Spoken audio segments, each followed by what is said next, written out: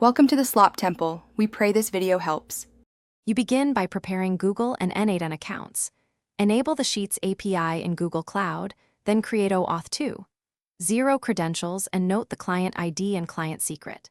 In N8n, make sure your instance has a public URL and webhooks can be reached.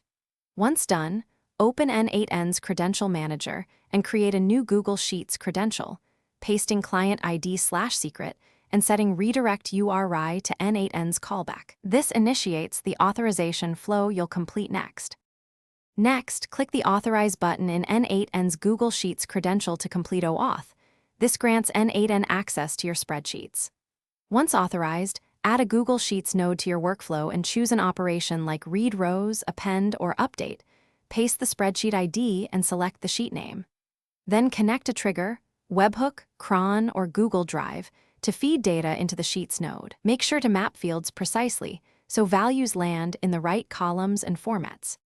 Finally, test the workflow with realistic data and watch the node outputs an execution log for errors. Validate rows appear in the correct sheet. Deploy the workflow and monitor execution history, API quota, and rate limits to avoid intermittent failures. If something goes wrong, first reauthorize the Google credential in N8n, confirm the redirect URI exactly matches, and ensure Sheets API scope is granted.